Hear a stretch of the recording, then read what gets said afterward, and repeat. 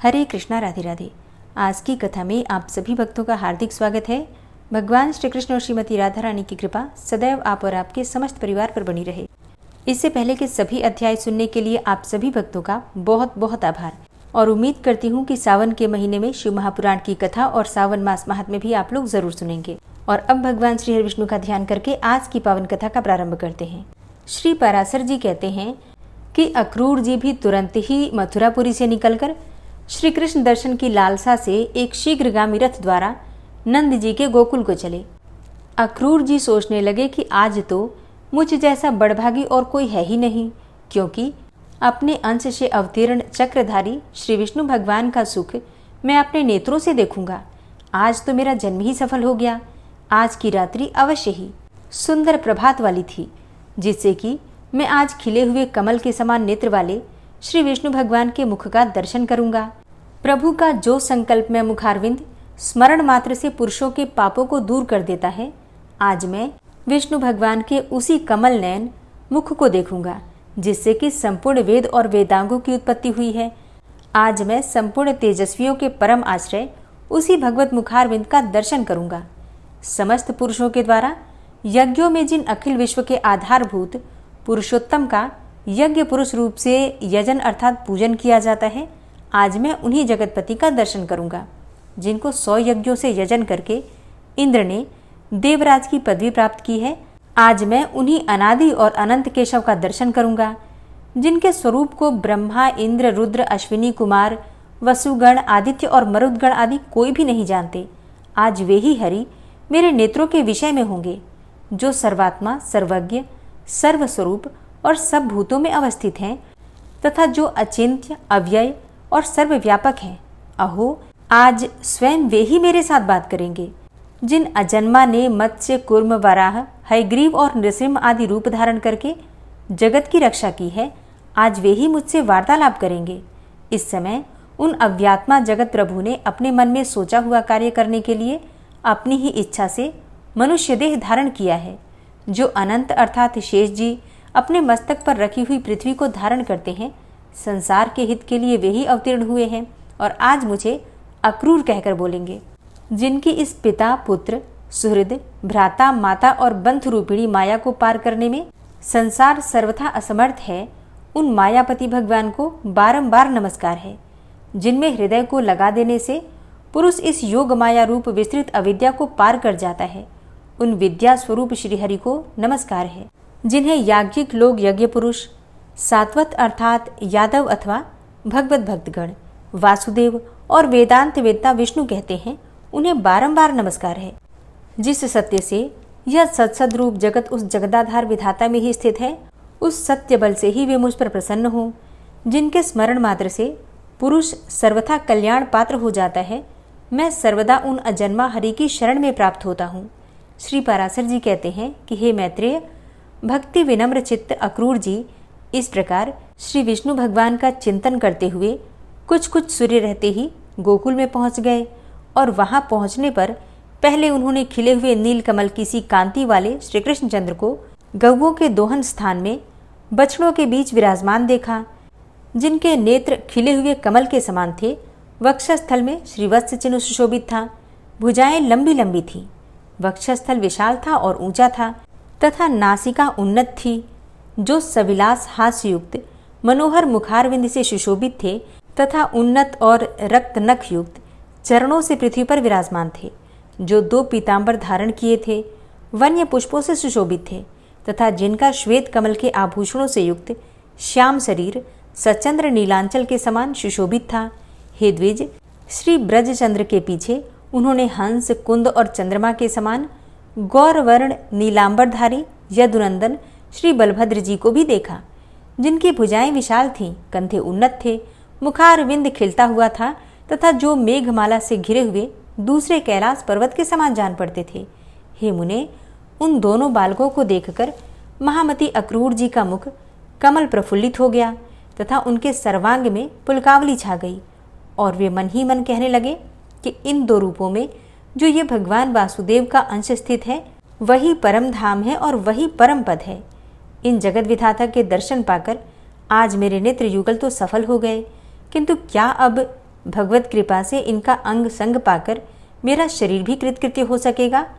जिनकी अंगुली के स्पर्श मात्र से संपूर्ण पापों से मुक्त हुए पुरुष निर्दोष सिद्धि अर्थात कैवल्य मोक्ष प्राप्त कर लेते हैं, क्या वे अनंत मूर्ति श्रीमान हरि मेरी पीठ पर अपना कर कमल रखेंगे, जिन्होंने अग्नि, विद्युत और सूर्य की किरणमाला के समान अपने उग्र चक्र का प्रहार करके दैत्यपति की सेना को नष्ट करते हुए असुर सुंदरियों की आंखों के अंजन धो डाले थे, जिनको एक जल बिंदु प्रदान करने से राजा बलि ने पृथ्वी तल में अति मनोज्ञ भोग और एक मनवंतर तक देवत्व लाभ पूर्वक शत्रुविहीन इंद्रपद प्राप्त कर लिया था, वे ही विष्णु भगवान मुझ निर्दोष को भी कंस के संसर्ग से दोषी ठहराकर क्या मेरी अवज्ञा कर देंगे।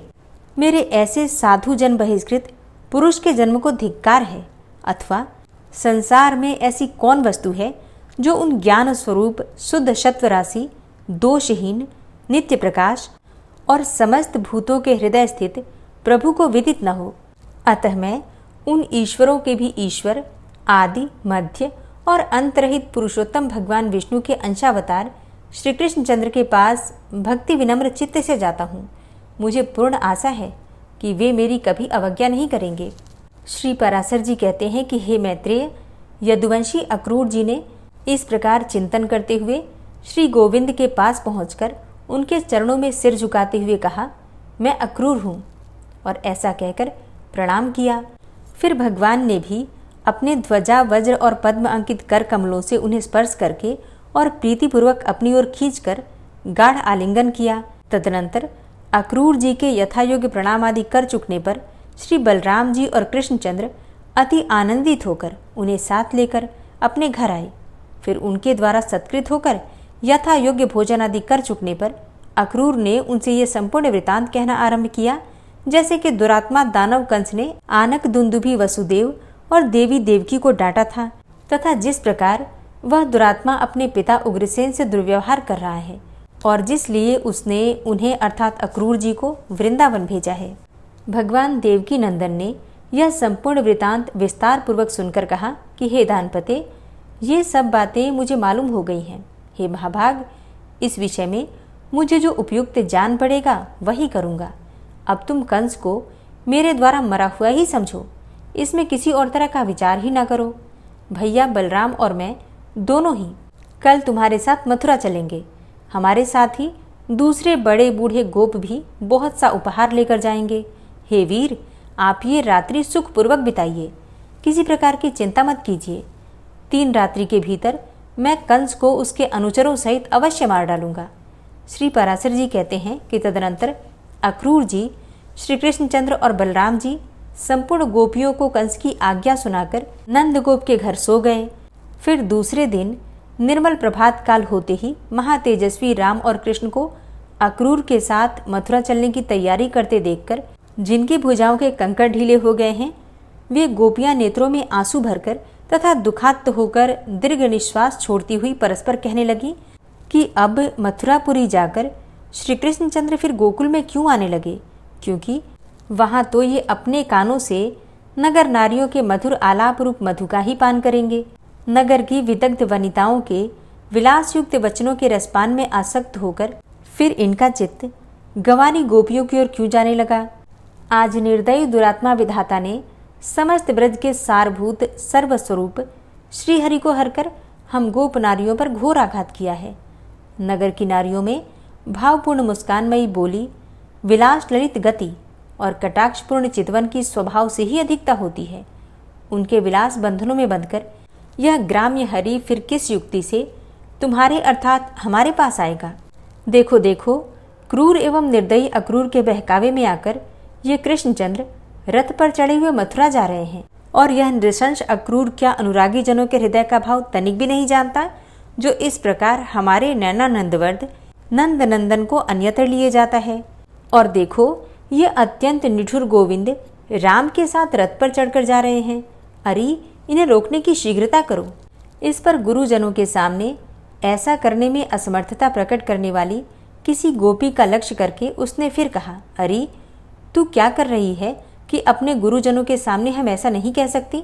भला अब विरहाग्नि से भस्मीभूत हुई हम लोगों का गुरुजन क्या करेंगे। देखो, ये नंद गोप आदि गोपी भी उन्हीं के साथ जाने की तैयारी कर रहे हैं। इनमें से भी कोई गोविंद को लौटाने का प्रयत्न नहीं करता। आज की रात्रि मथुरा वासिनी स्त्रियों के लिए सुंदर प्रभात वाली हुई है, क्योंकि आज उनके नैन भृंग श्री अच्युत के मुखारविंद का मकरंद पान करेंगे। जो लोग इधर से बिना रोक टोक श्री कृष्णचंद्र का अनुगमन कर रहे हैं वे धन्य हैं, क्योंकि वे उनका दर्शन करते हुए अपने रोमांच युक्त शरीर का वहन करेंगे। और आज श्री गोविंद के अंग प्रत्यंगों को देखकर मथुरा वासियों के नेत्रों को अत्यंत महोत्सव होगा। आज ना जाने उन भाग्यशालिनियों ने ऐसा कौन सा शुभ स्वप्न देखा होगा जो वे कांतिमय विशाल नैनों वाली अर्थात मथुरापुरी की स्त्रियां स्वच्छंदता पूर्वक श्री अधोक्षज को निहारेंगी। अहो, निष्ठुर विधाता ने गोपियों को महानिधि दिखलाकर आज उनके नेत्र निकाल लिए। और देखो, हमारे प्रति श्रीहरि के अनुराग में शिथिलता आ जाने से हमारे हाथों के कंकड़ भी तुरंत ही ढीले पड़ गए हैं। भला हम जैसी दुखिनी अबलाओं पर किसे दया नहीं आवेगी। परंतु देखो, यह क्रूर हृदय अक्रूर तो बड़ी शीघ्रता से घोड़ों को हाँक रहा है। देखो, यह कृष्णचंद्र के रथ की धूली दिखाई दे रही है, किंतु हाँ, अब तो श्रीहरि इतनी दूरी पर चले गए कि ये धूली भी नहीं दिखती। श्री पराशर जी कहते हैं कि इस प्रकार गोपियों के अति अनुराग सहित देखते ही देखते श्री कृष्णचंद्र ने बलराम जी के सहित ब्रजभूमि को त्याग दिया। तब वे राम, कृष्ण और अक्रूर शीघ्रगामी घोड़ों वाले रथ से चलते चलते मध्याह्न के समय यमुना के तट पर आ गए। वहां पहुंचने पर अक्रूर ने श्री कृष्णचंद्र से कहा कि जब तक मैं जमुना जल में मध्याह्नकालीन उपासना से निवृत्त होऊं, तब तक आप दोनों यही विराजें। श्री पराशर जी कहते हैं कि हे विप्र, तब भगवान के बहुत अच्छा कहने पर महामती अक्रूर जी यमुना जल में घुसकर स्नान और आचमन आदि के अनंतर पर ब्रह्म का ध्यान करने लगे। उस समय उन्होंने देखा कि बलभद्र तो सहस्त्र फणावली से सुशोभित हैं। उनका शरीर कुंदमालाओं के समान शुभ्रवर्णी है तथा नेत्र प्रफुल्ल कमलदल के समान विशाल हैं। ये वासुकी और रंभादि महासर्पों से घिरकर उनसे प्रशंसित हो रहे हैं तथा अत्यंत सुगंधित वरमाला से विभूषित हैं। वे 2 श्याम वस्त्र धारण किए, कमलों के बने हुए सुंदर आभूषण पहने तथा मनोहर कुंडली अर्थात गंडुली मारे जल के भीतर विराजमान हैं। और फिर उनकी गोद में उन्होंने आनंदमय कुलभूषण श्री कृष्णचंद्र को देखा, जो मेघ के समान श्याम वर्ण, कुछ लाल लाल विशाल नैनों वाले, चतुर्भुज, मनोहर अंगोपांगों वाले तथा शंख चक्रादि आयुधों से सुशोभित हैं, जो पीतांबर पहने हुए हैं और विचित्र वनमाला से विभूषित हैं तथा उनके कारण इंद्रधनुष और विद्युन्माला मंडित सजल मेघ के समान जान पड़ते हैं तथा जिनके वक्षस्थल में श्रीवत्स चिन्ह और कानों में दीप्यमान मकराकृत कुंडल विराजमान हैं। अक्रूर जी ने यह भी देखा कि सनकादि मुनिजन और निष्पाप सिद्ध तथा योगी जन उस जल में ही स्थित होकर नासिकाग्र दृष्टि से उन श्री कृष्णचंद्र का ही चिंतन कर रहे हैं। इस प्रकार वहां राम और कृष्ण को पहचान कर अक्रूर जी बड़े ही विस्मित हुए और सोचने लगे कि ये यहाँ इतनी शीघ्रता से रथ से कैसे आ गए। जब उन्होंने कुछ कहना चाहा तो भगवान ने उनकी वाणी रोक दी। तब वे जल से निकलकर रथ के पास आए और देखा कि वहां भी राम और कृष्ण दोनों ही मनुष्य शरीर से पूर्ववत रथ पर ही बैठे हुए हैं। तदनंतर उन्होंने जल में घुसकर फिर से गंधर्व, सिद्ध मुनि और नागादिकों से स्तुति किए जाते हुए देखा। तब तो दानपति अक्रूर जी वास्तविक रहस्य जानकर उन सर्व विज्ञान में अच्युत भगवान की स्तुति करने लगे। अक्रूर जी बोले कि जो सन्मात्र स्वरूप, अचिंत्य महिम, सर्वव्यापक तथा कार्य रूप से अनेक और कारण रूप से एक रूप हैं, उन परमात्मा को नमस्कार है, नमस्कार है। हे अचिंत्य प्रभो, आप सर्वरूप एवं हवि स्वरूप हैं। हे परमेश्वर, आपको नमस्कार है। आप बुद्धि से अतीत और प्रकृति से परे हैं, आपको बारंबार नमस्कार है। आप भूत स्वरूप, इंद्रिय स्वरूप और प्रधान स्वरूप हैं तथा आप ही जीवात्मा और परमात्मा हैं। इस प्रकार आप अकेले ही 5 प्रकार से स्थित हैं। हे सर्व, हे सर्वात्मा, हे क्षराक्षर मैं ईश्वर, आप प्रसन्न होइए। एक आप ही ब्रह्मा, विष्णु और शिव आदि कल्पनाओं से वर्णन किए जाते हैं। हे परमेश्वर, आपके स्वरूप, प्रयोजन और नाम आदि सभी अनिर्वचनीय हैं। मैं आपको नमस्कार करता हूँ। हे नाथ, जहाँ नाम और जाति आदि कल्पनाओं का सर्वथा अभाव है, आप वही नित्य अविकारी और अजन्मा परब्रह्म हैं, क्योंकि कल्पना के बिना किसी भी पदार्थ का ज्ञान नहीं होता। इसलिए आपका कृष्ण, अच्युत, अनंत और विष्णु आदि नामों से स्तवन किया जाता है। वास्तव में तो आपको किसी नाम से निर्देश किया ही नहीं जा सकता। हे अज, जिन देवता और कल्पनामय पदार्थों में अनंत विश्व की उत्पत्ति हुई है, वे समस्त पदार्थ आप ही हैं तथा आप ही विकारहीन आत्मवस्तु हैं। अतः आप विश्वरूप हैं। हे प्रभु, आपको नमस्कार है। हे प्रभु, इन संपूर्ण पदार्थों में आपसे भिन्न और कुछ भी नहीं है। आप ही ब्रह्मा, महादेव, अर्यमा, विधाता, धाता, इंद्र, वायु, अग्नि, वरुण, कुबेर और यम हैं। इस प्रकार एक आप ही भिन्न भिन्न कार्य वाले अपनी शक्तियों के भेद से इस संपूर्ण जगत की रक्षा कर रहे हैं। हे विश्वेश, सूर्य की किरण रूप होकर आप ही वृष्टि द्वारा विश्व की रचना करते हैं। अतः यह गुणमय प्रपंच आपका ही रूप है।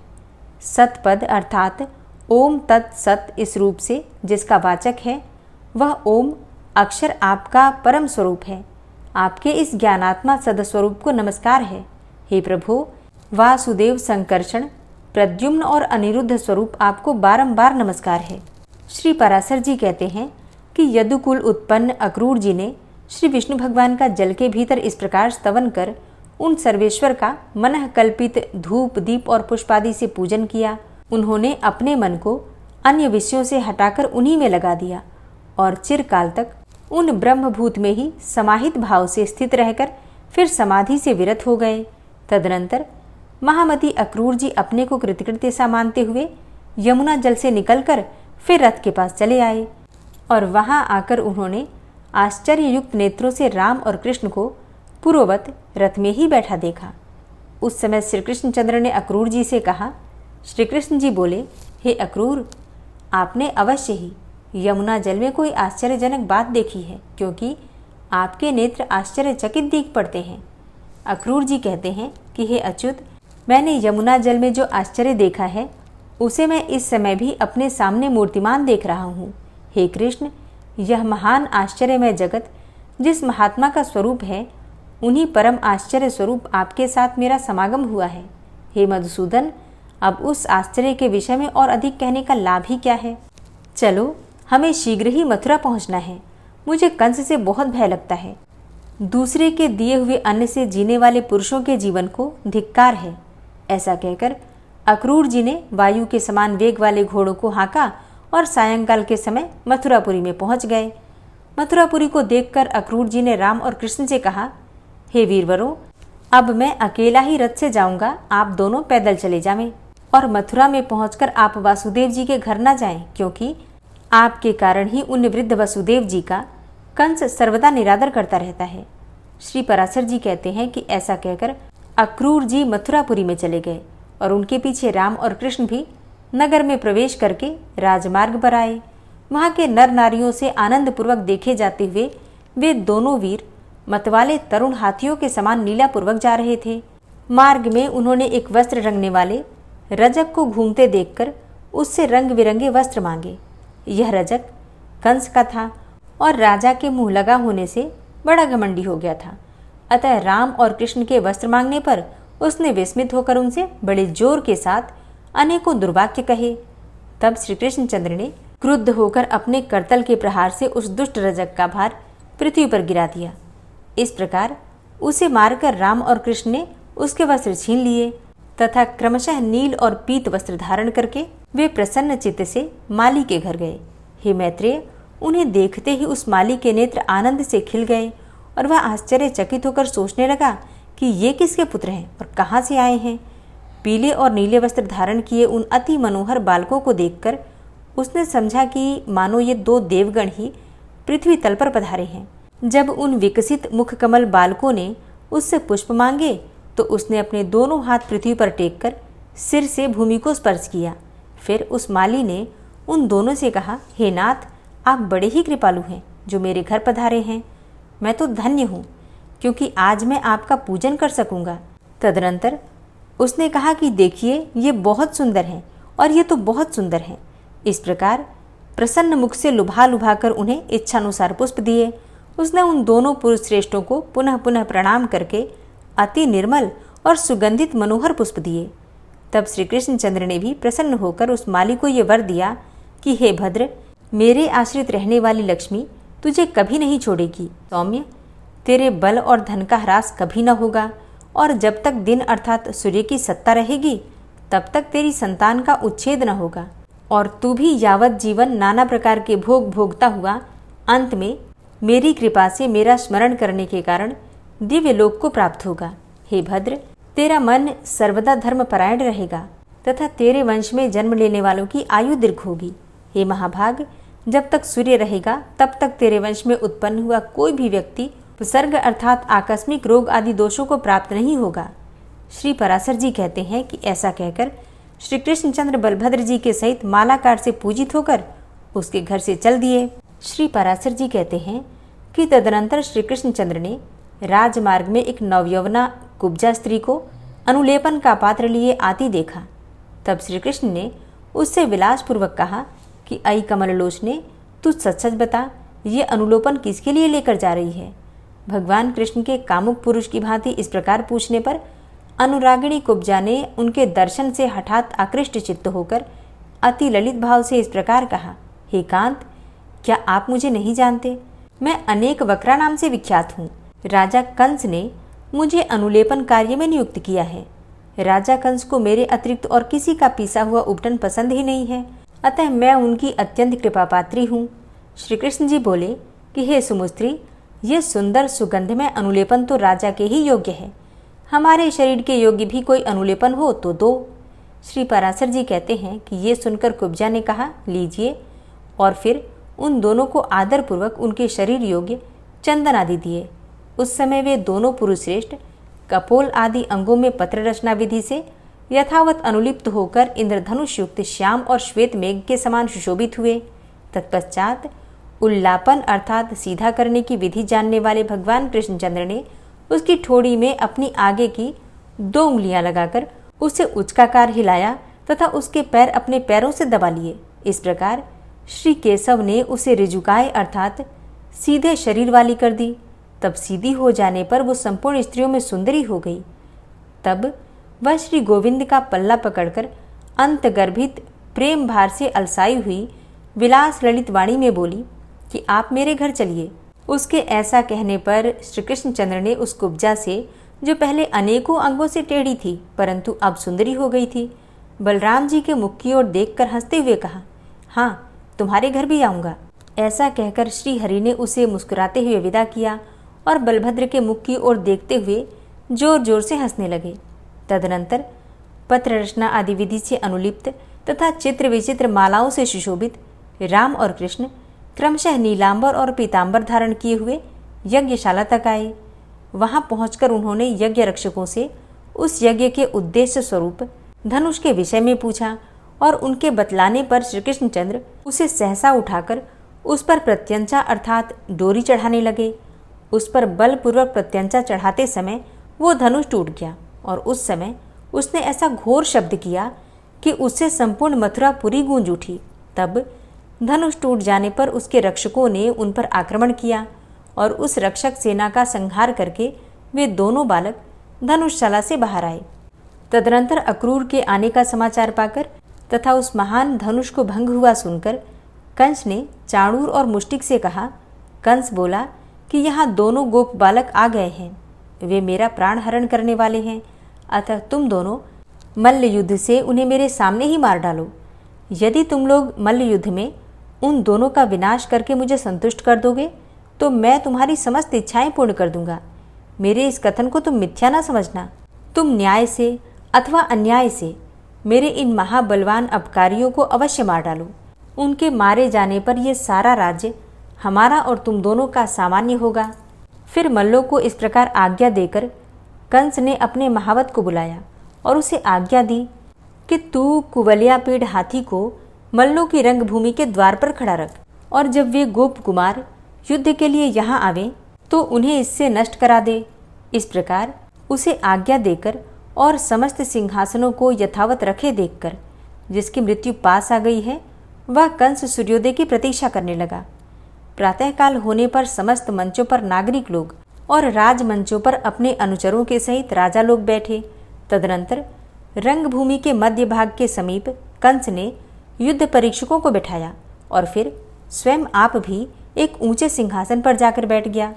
वहां अंतःपुर की स्त्रियों के लिए पृथक मचान बनाए गए थे तथा मुख्य मुख्य वरांगनाओं और नगर की महिलाओं के लिए भी अलग अलग मंच थे। कुछ अन्य मंचों पर नंद गोप आदि गोपगण भी बैठाए गए थे और उन मंचों के पास ही अक्रूर और वसुदेव जी बैठे थे। नगर की नारियों के बीच में चलो अंतकाल में ही पुत्र का मुख तो देख लूंगी, ऐसा विचार कर पुत्र के लिए मंगल कामना करती हुई देवकी जी भी बैठी थी। तदनंतर जिस समय तुर्य आदि के बजने तथा चाणूर के अत्यंत उछलने और मुष्टि के ताल ठोकने पर दर्शकगण हाहाकार कर रहे थे, गोपी वेशधारी और बालक बलभद्र और कृष्ण कुछ हंसते हुए रंगभूमि के द्वार पर आए। वहां आते ही महावत की प्रेरणा से कुवलियापीड़ नामक हाथी उन दोनों गोप कुमारों को मारने के लिए बड़े वेग से दौड़ा।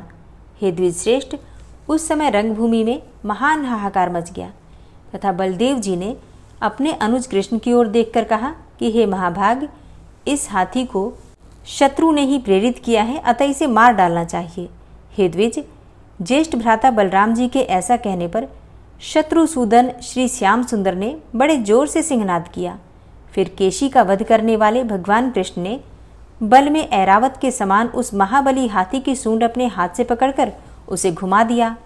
भगवान कृष्ण यद्यपि संपूर्ण जगत के स्वामी हैं, तथापि उन्होंने बहुत देर तक उस हाथी के दांत और चरणों के बीच में खेलते खेलते अपने दाएं हाथ से उसका बायां दांत उखाड़कर उससे महावत प्रहार किया। इससे उसके सिर के सैकड़ों टुकड़े हो गए।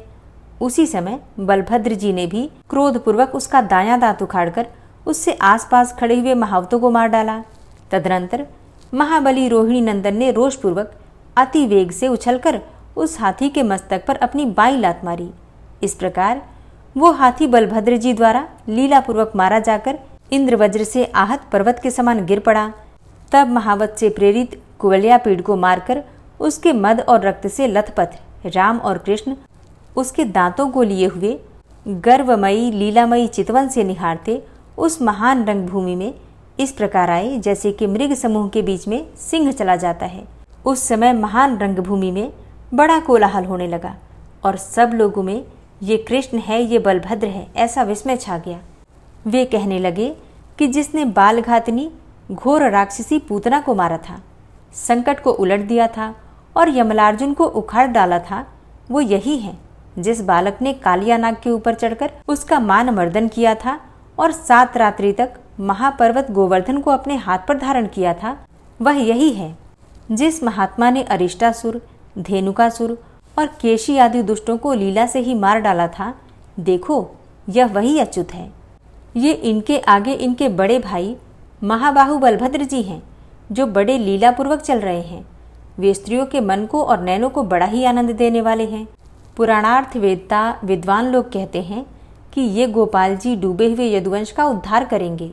ये सर्वलोकमय और सर्वे कारण भगवान विष्णु के ही अंश हैं और इन्होंने पृथ्वी का भार उतारने के लिए ही भूमि पर अवतार लिया है। राम और कृष्ण के विषय में पूर्ववासियों के इस प्रकार कहते समय देवकी के स्तनों से स्नेह के कारण दूध बहने लगा और उसके हृदय में बड़ा अनुताप हुआ। पुत्रों का मुख देखने से अत्यंत उल्लास सा प्राप्त होने के कारण वसुदेव जी भी मानो आए हुए बुढ़ापे को छोड़कर फिर से नवयुवक से हो गए। राजा के अंतःपुर की स्त्रियां तथा नगर निवासिनी महिलाएं भी उन्हें एकटक देखते देखते न छकी।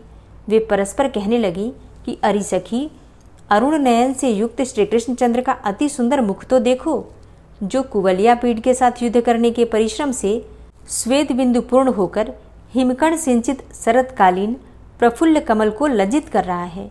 अरि, इसका दर्शन करके अपने नेत्रों का होना सफल कर लो। एक स्त्री बोली कि हे भामिनी, इस बालक का यह श्रीवत्सांक युक्त परम तेजस्वी वक्षस्थल तथा शत्रुओं को पराजित करने वाली दोनों भुजाएं तो देखो। दूसरी कहती है कि अरि, क्या तुम नीलांबर धारण किए इन दुग्ध, चंद्र तथा कमल नाल के समान शुभ्र वर्ण बलदेव जी को आते हुए नहीं देखती हो? तीसरी कहती है कि अरि सखियों, अखाड़े में चक्कर देकर घूमने वाले चाणूर और मुष्टिक के साथ क्रीड़ा करते हुए बलभद्र तथा कृष्ण का हंसना तो देखो। चौथी कहती है कि हाय सखियों, देखो तो चाणूर से लड़ने के लिए ये हरि आगे बढ़ रहे हैं। क्या इन्हें छुड़ाने वाला कोई भी बड़े बूढ़े यहाँ नहीं है? कहाँ तो यौवन में प्रवेश करने वाले सुकुमार शरीर श्याम और कहाँ वज्र के समान कठोर शरीर वाला ये महान असुर। ये दोनों नवयुवक तो बड़े ही सुकुमार शरीर वाले हैं, किंतु इनके प्रतिपक्षी ये चाणूर आदि दैत्य मल्ल अत्यंत दारुण हैं। मल्ल युद्ध के परीक्षक गुणों का ये बहुत बड़ा अन्याय है, जो ये मध्यस्थ होकर भी इन बालक और बलवान मल्लों के युद्ध की उपेक्षा कर रहे हैं। श्री पराशर जी कहते हैं कि नगर की स्त्रियों के इस प्रकार वार्तालाप करते समय भगवान कृष्णचंद्र अपनी कमर कसकर उन समस्त दर्शकों के बीच में पृथ्वी को कंपायमान करते हुए रंगभूमि में कूद पड़े। श्री बलभद्र जी भी अपने भुजदंडों को ठोकते हुए अति मनोहर भाव से उछलने लगे। उस समय उनके पद पद पर पृथ्वी नहीं फटी, ये बड़ा आश्चर्य है। तदनंतर अमित विक्रम कृष्णचंद्र चाणूर के साथ और द्वंद्व युद्ध में कुशल राक्षस मुष्टिक बलभद्र जी के साथ युद्ध करने लगे। श्री कृष्णचंद्र चाणूर के साथ परस्पर भिड़कर, नीचे गिराकर, उछालकर, घूंसे और वज्र के समान कोहनी मारकर, पैरों से ठोकर मारकर तथा एक दूसरे के अंगों को रगड़कर लड़ने लगे। उस समय उनमें महान युद्ध होने लगा।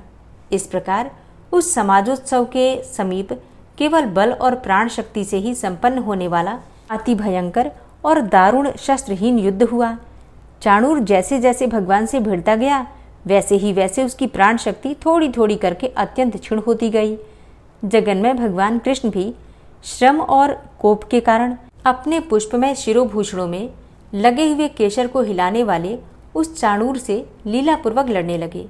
उस समय चाणूर के बल का क्षय और कृष्णचंद्र के बल का उदय देखकर कंस ने खींचकर तुर्य आदि बाजे बंद करवा दिए। रंगभूमि में मृदंग और तुर्य आदि के बंद हो जाने पर आकाश में अनेकों दिव्य तुर्य एक साथ बजने लगे और देवगण अत्यंत हर्षित होकर अलक्षित भाव से कहने लगे कि हे गोविंद, आपकी जय हो।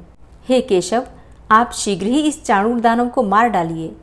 भगवान मधुसूदन बहुत देर तक चाणूर के साथ खेल करते रहे, फिर उसका वध करने के लिए उद्यत होकर उसे उठाकर घुमाया। शत्रु विजयी श्री कृष्णचंद्र ने उस दैत्यमल्ल को सैकड़ों बार घुमाकर आकाश में ही निर्जीव हो जाने पर पृथ्वी पर पटक दिया।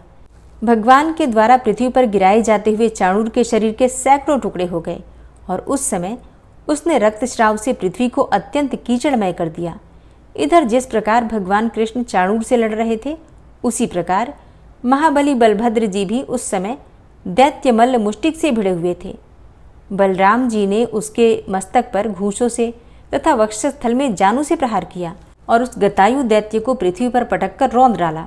तदनंतर श्री कृष्णचंद्र ने महाबली मल्लराज तोषल को बाएं हाथ से घूंसा मारकर पृथ्वी पर गिरा दिया। मल्ल श्रेष्ठ चाणूर और मुष्टिक के मारे जाने पर तथा मल्लराज तोषल के नष्ट हो जाने पर समस्त मल्लगण भाग गए। तब कृष्ण और संकर्षण अपने समवयस्क गोपों को बलपूर्वक खींचकर आलिंगन करते हुए हर्ष से रंगभूमि में उछलने लगे। तदनंतर कंस ने क्रोध से नेत्र लाल करके वहां एकत्रित हुए पुरुषों से कहा कि अरे, इस समाज से उन दोनों ग्वाल बालों को बलपूर्वक निकाल दो, पापी नंद को लोहे की श्रृंखला में बांधकर पकड़ लो तथा वृद्ध पुरुषों के अयोग्य दंड देकर वासुदेव को भी मार डालो। मेरे सामने कृष्ण के साथ ये जितने गोपगण उछल रहे हैं, इन सबको भी मार डालो तथा इनकी गौवें और जो कुछ भी अन्य धन हो वो सब छीन लो। जिस समय कंस इस प्रकार आज्ञा दे रहा था, उसी समय श्री मधुसूदन हंसते हंसते उछलकर मंच पर चढ़ गए और शीघ्रता से उसे पकड़ लिया तथा उसे केशों द्वारा खींचकर पृथ्वी पर पटक दिया और उसके ऊपर आप भी कूद पड़े। इस समय उसका मुकुट सिर से खिसक कर अलग गिर गया था। संपूर्ण जगत के आधार भगवान कृष्ण के ऊपर गिरते ही उग्रसेनात्मज राजा कंस ने अपने प्राण छोड़ दिए। तब महाबली कृष्णचंद्र ने मृतक कंस के केस पकड़कर उसके देह को रंगभूमि में घसीटा। कंस का देह बहुत भारी था, इसलिए उसे घसीटने से महान जल प्रवाह के वेग से हुई दरार के समान पृथ्वी पर परिखा बन गई। श्री कृष्णचंद्र द्वारा कंस के पकड़ लिए जाने पर उसके भाई सुमाली ने क्रोधपूर्वक आक्रमण किया। उसे बलराम जी ने लीला से ही मार डाला। इस प्रकार मथुरापति कंस को कृष्णचंद्र द्वारा अवज्ञापूर्वक मरा हुआ देखकर रंगभूमि में उपस्थित संपूर्ण जनता हाहाकार करने लगी। उसी समय महाबाहु कृष्णचंद्र ने बलदेव जी सहित वसुदेव और देवकी के चरण पकड़ लिए। तब जन्म के समय कहे हुए भगवत वाक्यों का स्मरण हो आने से वसुदेव और देवकी ने श्री जनार्दन को पृथ्वी पर से उठा लिया तथा उनके सामने प्रणत भाव से खड़े हो गए। श्री वासुदेव जी बोले कि हे प्रभु, अब आप हम पर प्रसन्न होइए। हे केशव, आपने आर्द्र देवगणों को जो वर दिया था वो हम दोनों पर अनुग्रह करके पूर्ण कर दिया। हे भगवान, आपने जो मेरी आराधना से दुष्ट जनों के नाश के लिए मेरे घर में जन्म लिया, उससे हमारे कुल को पवित्र कर दिया है। आप सर्वभूतमय हैं और समस्त भूतों के भीतर स्थित हैं। हे समस्त आत्मन, भूत और भविष्यत आपसे प्रवृत्त हैं। हे अचिंत्य, हे सर्वदेवमय, हे अच्युत, समस्त यज्ञों से आप ही का यजन किया जाता है तथा हे परमेश्वर, आप ही यज्ञ करने वालों के याजक और यज्ञ स्वरूप हैं। हे जनार्दन, आप तो संपूर्ण जगत की उत्पत्ति स्थान हैं। आपके प्रति पुत्रवात्सल्य के कारण जो मेरा और देवकी का चित्त भ्रांति युक्त हो रहा है, यह बड़ी ही हंसी की बात है। आप आदि और अंत से रहित हैं तथा समस्त प्राणियों की उत्पत्ति के कर्ता हैं। ऐसा कौन मनुष्य है जिसकी जिह्वा आपको पुत्र कहकर संबोधन करेगी? हे जगन्नाथ, जिन आप से यह संपूर्ण जगत उत्पन्न हुआ है, वही आप बिना माया शक्ति के और किस प्रकार हमसे उत्पन्न हो सकते हैं? जिसमें संपूर्ण स्थावर जंगम जगत स्थित है, वह प्रभु कुक्षी अर्थात कोख और गोद में शयन करने वाला मनुष्य कैसे हो सकता है? हे परमेश्वर, वही आप हम पर प्रसन्न होइए और अपने अंशावतार से विश्व की रक्षा कीजिए। आप मेरे पुत्र नहीं हैं। हे ईश, ब्रह्मा से लेकर वृक्ष आदि पर्यंत यह संपूर्ण जगत आप ही से उत्पन्न हुआ है। फिर हे पुरुषोत्तम, आप हमें क्यों मोहित कर रहे हैं? हे निर्भय, आप मेरे पुत्र हैं। इस माया से मोहित होकर मैंने कंस से अत्यंत भय माना था और उस शत्रु के भय से ही मैं आपको गोकुल ले गया था। हे ईश, आप वहीं रहकर इतने बड़े हुए हैं, इसलिए अब आप में मेरी ममता नहीं रही है। अब तक मैंने आपके ऐसे अनेक कर्म देखे हैं जो रुद्र मरुदगण अश्विनी कुमार और इंद्र के लिए भी साध्य नहीं है। अब मेरा मोह दूर हो गया है। हे ईश, मैंने निश्चय पूर्वक जान लिया है कि आप साक्षात श्री विष्णु भगवान ही जगत के उपकार के लिए प्रकट हुए हैं। श्री पराशर जी कहते हैं कि अपने ईश्वरीय कर्मों को देखने से वसुदेव और देवकी को विज्ञान उत्पन्न हुआ देखकर भगवान ने यदुवंशियों को मोहित करने के लिए अपनी वैष्णवी माया का विस्तार किया और बोले कि हे माता, हे पिताजी, बलराम जी और मैं बहुत दिनों से कंस के भय से छिपे हुए थे और आपके दर्शनों के लिए उत्कंठित थे। सो आज आपका दर्शन प्राप्त हुआ है। जो समय माता पिता की सेवा किए बिना बीतता है, वह असाधु पुरुषों की आयु का भाग व्यर्थ ही जाता है। हे तात, गुरु, देव, ब्राह्मण और माता पिता का पूजन करते रहने से देहधारियों का जीवन सफल हो जाता है। अतः हे तात, कंस के वीर्य और प्रताप से भीत हम परवशों से जो कुछ भी अपराध हुआ हो वो क्षमा करें। श्री पराशर जी कहते हैं कि राम और कृष्ण ने इस प्रकार कहकर माता पिता को प्रणाम किया और फिर क्रमशः समस्त यदुवृद्धों का यथा योग्य अभिवादन करके सभी पूर्ववासियों का सम्मान किया। हरे कृष्णा। आज की कथा थोड़ी लंबी हो गई है क्योंकि समापन की कथा थी। आषाढ़ मास की कथा आज समाप्त होती है और कल से आप सुनेंगे शिव महापुराण की कथा और सावन मास की कथाएं। तो उम्मीद करती हूँ आप लोग आगे भी ये कथाएं ज़रूर सुनेंगे। ओम विश्वं विष्णुर्वषट्कारो भूतभव्य भवत्प्रभु भूतकृत भूतभृत भावो भूतात्मा भूतवाहन भूतात्मा परमात्मा च मुक्तानां परमागति अव्ययः पुरुषः साक्षी क्षेत्रज्ञो अक्षर एव च योगो योग विदाम नेता प्रधान पुरुषेश्वरः नारसिंह वपुः श्रीमान केशवः पुरुषोत्तम सर्वः शर्वः शिवस्थाणुर्भूतादिर्निधिर्व्ययः संभवो भावनो भर्ता प्रभवः प्रभुरीश्वरः स्वयंभू शंभुरादित्यः पुष्कराक्षो महास्वनः अनादिनिधनो धाता विधाता धातुरुत्तमः अप्रमेयो ऋषिकेश पद्मनाभो अमरप्रभु विश्वकर्मा मनुस्त्वष्टा स्थविष्ठः स्थविरो ध्रुवः अग्राह्यः शाश्वतः कृष्णो लोहिताक्षः प्रतर्दनः प्रभूतस्त्रिककुब्धाम पवित्रं मङ्गलं परम् ईशानः प्राणदः प्राणो ज्येष्ठः श्रेष्ठः प्रजापति हिरण्यगर्भो भूगर्भो माधवो मधुसूदनः ईश्वरो विक्रमी धन्वी मेधावी विक्रमः क्रमः अनुत्तमो दुराधर्षः कृतज्ञः कृतिरात्मवान् सुरेशः शरणं शर्म विश्वरेताः प्रजाभवः अह संवत्सरो व्यालः प्रत्ययः सर्वदर्शनः अजः सर्वेश्वरः सिद्धः सिद्धे सर्वादिर्च्युतः वृषाकपिर्मेयात्मा सर्वयोगविनिश्रितः वसुर्वसुमनः सत्यः समात्मा संमितः समः अमोघ पुण्डरीकाक्षो वृषकर्मा वृषाकृतिः रुद्रो बहुशिरा बभ्रुर्विश्वयोनिः शुचिश्रवा अमृतः शाश्वतस्थाणुर्वरारोहो महातपः सर्वगः सर्वविद्भानुर्विश्वक्सेनो जनार्दनः वेदो वेदविद्व्यङ्गो वेदाङ्गो वेदवित्कविः लोकाध्यक्ष सुराध्यक्षो धर्माध्यक्ष कृताकृता चतुरात्मा चतुर्व्यूहश्चतुर्द्रष्टश्चतुर्भुजा भ्राजिष्णुर्भोजनं भोक्ता सहिष्णुर्जगदाति च अनघो विजयोजेता विश्वयोनिः पुनर्वसु उपेन्द्रो वामनः प्रांशुर्मोघः शुचिरुर्जिता अतीन्द्रः सङ्ग्रहः सर्गो धृतात्मा नियमो यमः वेद्यो वैद्यः सदा योगी वीरः माधवो मधु अतीन्द्रियो महामायो महोत्साहो महाबलः महाबुद्धिर्महावीर्यो महाशक्तिर्महाद्युतिः अनिर्देश्य वपुः श्रीमान् मेयात्मा महाधृतिर् महिश्वासो महीभर्ता श्रीनिवास सतां गति अनिरुद्ध सुरानन्दो गोविन्दो गोविन्दाम्पति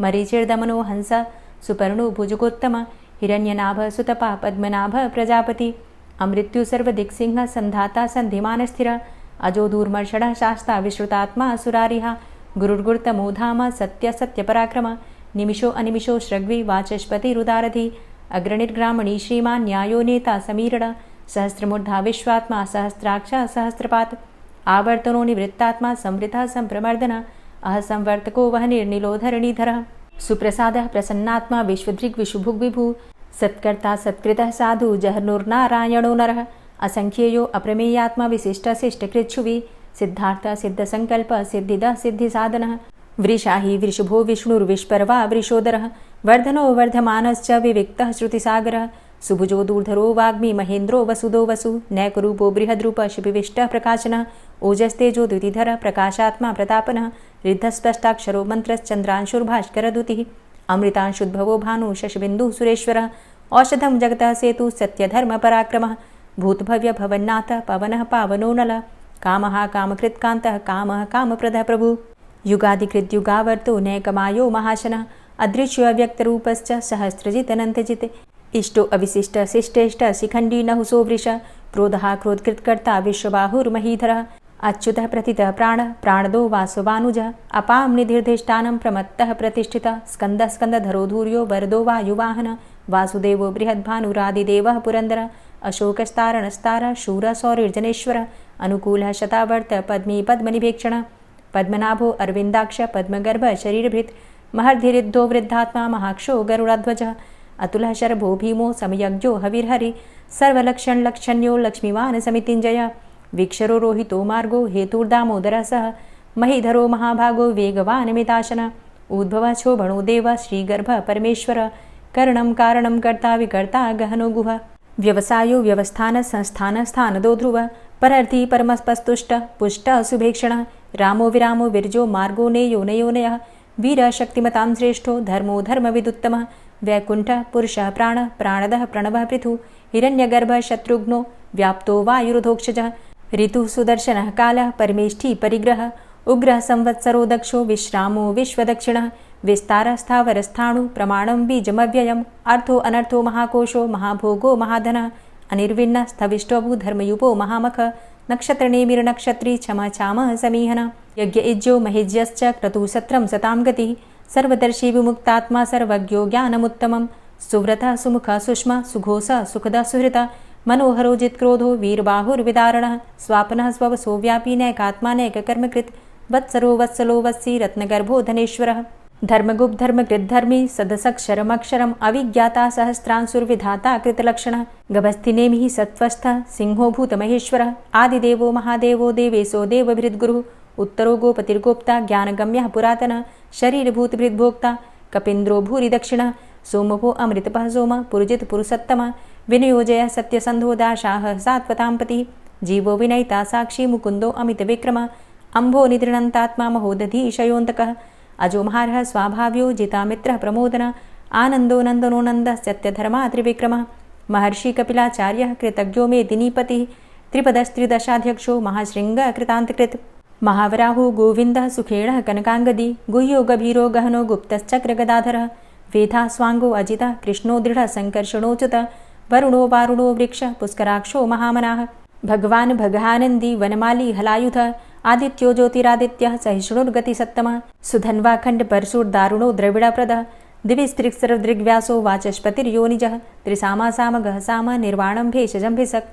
संन्यासकृत क्षमः शांतो निष्ठा शांतिः परायणं शुभांगः शांतिदः स्रष्टा कुमुदः कुवलेशय गोहितो गोपतिर्गोप्ता वृषभाक्षो वृषप्रिय अनिवर्ति निवृतात्मा संक्षेप्ता चेमकृच्छिव श्रीवत्सवक्षा श्रीवास श्रीपति श्रीमतांबर श्रीद श्रीश श्रीनिवास श्रीनिधि श्रीविभावन श्रीधर श्रीकर श्रेय श्रीमान लोकत्रयाश्रय स्वक्ष स्वंग शतानंदो नंदिर्ज्योतिर्गणेश्वर विजितात्मा विधेयात्मा सत्कीर्तिश्छिन्न संशय उदीर्ण सर्वतक्षसुर निश शाश्वत स्थिर भूषयो भूषणो भूतिर्विशोकः शोकनाशन अर्चिष्मानर्चित कुंभो विशुद्धात्मा विशोधन अनिरुद्धो अप्रतिरथ प्रद्युम्नो अमित विक्रमः कालिनेमि निहावीर शौरी सूरजनेश्वर त्रिलोकात्मा त्रिलोकेशः केशवः केशिहारी कामदेवः कामपालः कामीकान्तः कृतागमः अनिर्देशव पुर्विष्णोर्वीरो अनंतो धनंजयः ब्रह्मण्यो ब्रह्मकृत् ब्रह्मा ब्रह्म ब्रह्म विवर्धन ब्रह्मविद् ब्राह्मणे ब्रह्मी ब्रह्मज्ञो ब्राह्मण प्रिय महाक्रमो महाकर्मा महातेजा महुरगः महाक्रतुर्महायज्वा महायज्ञो महाहवि स्तव्यः स्तव प्रिय स्तोत्रं स्तुतिस्तोतारण प्रिय पूर्णः पुरैता पुण्य पुण्यकीर्तिर्नामयः मनोजवस्तीर्थकरो वसुरेता वसुप्रद वसुप्रदो वासुदेव वसुर्वसुमनाहवि सद्गतिः सत्कीर्तिः सत्ता सद्भूति सत्परायणः शूरसेनो यदुश्रेष्ठः सन्निवासः सुयामुनः भूतावासो वासुदेवः सर्वासु निलयोऽनलः दर्पः दर्पदो दृप्तो दूर्धरोऽथा पराजितः विश्वमूर्तिर्महामूर्तिर्दीप्तमूर्तिर्मूर्तिमान् अनेकमूर्तिरव्यक्तः शतमूर्तिः शताननः एको नैकः सवः क किं यत्तत्पदमनुत्तमं लोकबन्धुर्लोकनाथो माधवो भक्तवत्सलः सुवर्णवर्णो हेमांगो वरांगश्चन्दनांगदी वीरः विषमः शून्यो घृताशीरचलश्चलः अमानीमानदो मान्यो लोकस्वामी त्रिलोकदृक् सुमेधा मेधजो धन्यः सत्यमेधा धराधरः तेजो वृषः द्वितिधरः सर्वशस्त्रभृतांबर प्रग्रहो निग्रहो व्यग्रो नैकशृङ्गो गदाग्रजः चतुर्मूर्तिश्चतुर्बाहुश्चतुर्व्यूहश्चतुर्गति चतुरात्मा चतुर्भावश्चतुर्वेदविदेकपात् समावर्तो अनुवृतात्मा दुर्जयो दुरतिक्रम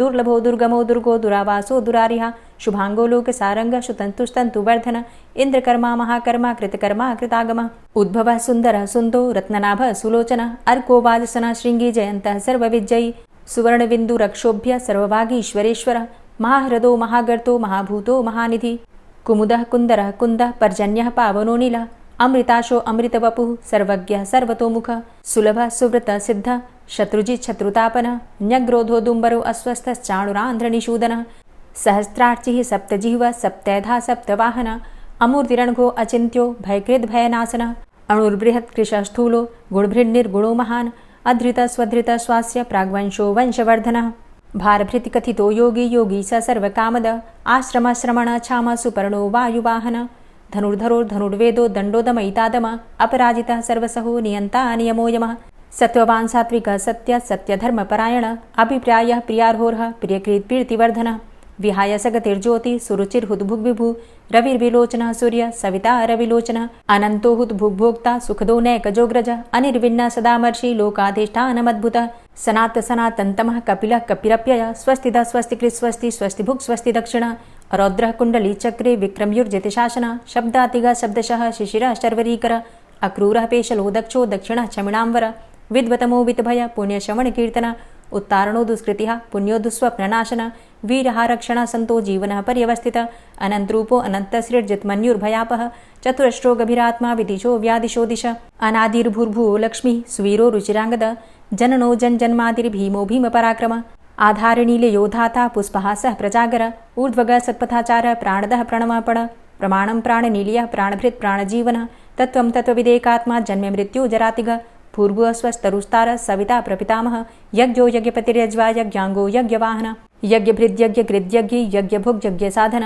यज्ञान्तिकृद्यज्ञ गुह्यमन्यमन्नादेव च आत्मयोनिः स्वयं जातो वैखानः सामगायन देवकी नन्दन स्रष्टा क्षितिसः पापनाशन शङ्खभृन्नन्द कीचक्री शारङ्गधन्वा गदाधरः रथाङ्गपाणिरक्षोभ्य सर्वप्रहरणायुध ओं नमः इति।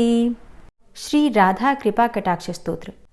मुनीन्द्रवृन्दवन्दिते त्रिलोकशोकहारिणि प्रसन्नवक्त्रपङ्कजे निकुञ्जभूविलासिनी व्रजेन्द्रभानुनन्दिनी व्रजेन्द्रसूनुसङ्गते कदा करिष्यसि मां कृपाकटाक्षभाजनम् अशोकवृक्षवल्लरी वितानमण्डपस्थिते प्रवालबालपल्लव प्रभारुणान्ध्रिकोमले वराभयस्फुरत्करे प्रभूतसम्पदालये कदा करिष्यसि मां कृपाकटाक्षभाजनम् अनङ्गरङ्गमङ्गलं प्रसङ्गभङ्गुरं भ्रुवां सविभ्रमं ससम्भ्रमं दृगन्तबाणपातने निरन्तरं वशीकृतप्रतीतनन्दनन्दने कदा करिष्यसि मां कृपाकटाक्षभाजनम्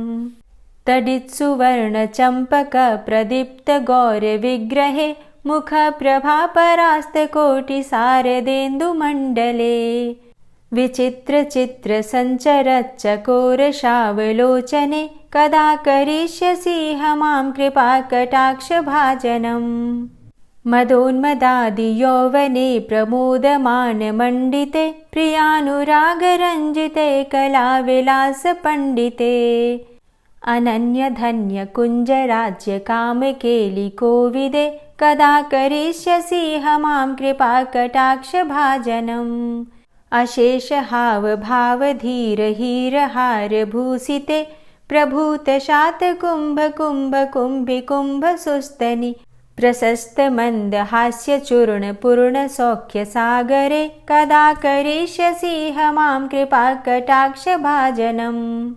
मृणालवालवल्लरीतरङ्गरङ्गदौर्लते लताग्रलास्यलोलनीललोचनावलोकने ललल्लुलन्मिलन्मनोज्ञमुग्धमोहिनाश्रिते कदा करिष्यसि मां कृपाकटाक्षभाजनम् सुवर्णमल्लिकाञ्चितत्रिरेखकम्बुकण्ठगे त्रिसूत्रमङ्गलीगुणत्रिरत्नदीप्तिदीधिते सलोलनीलकुन्तलप्रसूनगुच्छगुम्फिते कदा करिष्यसि मां कृपाकटाक्षभाजनम् नितम्बबिम्बलम्बमानपुष्पमेखलागुणे प्रशस्तरत्नकिङ्किणीकलापमध्यमञ्जुले करीन्द्रशुण्डदण्डिकावरोहशोभगोरुके कदा करिष्यसि मां कृपाकटाक्षभाजनम् अनेकमन्त्रनादमञ्जुनूपुरारवस्खलत् समाजराजहंसवंश निक्वडातिगौरवे विलोलहेमवल्लरी विडम्बिचारुचङ्क्रमे कदा करिष्यसि मां कृपाकटाक्षभाजनम् अनन्तकोटिविष्णुलोकनम्रपद्मजार्चिते हिमाद्रिजापुलोमजा विरिञ्चिजावरप्रदे अपारसिद्धिरिद्धिदिग्धसत्पदाङ्गुलीनखे कदा करिष्यसि मां कृपाकटाक्षभाजनम् मखेश्वरी क्रियेश्वरी स्वधेश्वरी सुरेश्वरी त्रिवेदभारतीश्वरी प्रमाणशासनेश्वरी रमेश्वरी क्षमेश्वरी प्रमोदकाननेश्वरी व्रजेश्वरी व्रजाधिपे श्रीराधिके नमोऽस्तुते इतीममद्भुतं स्तवं निशम्य भानुनन्दिनी करोतु सन्ततं जनं कृपाकटाक्षभाजनम् भवेत्तदैव सञ्चितत्रिरूपकर्मनाशनं लभेत्तदा ब्रजेन्द्रसूनुमण्डलप्रवेशनम् जय जय श्री राधे जय जय श्री राधे।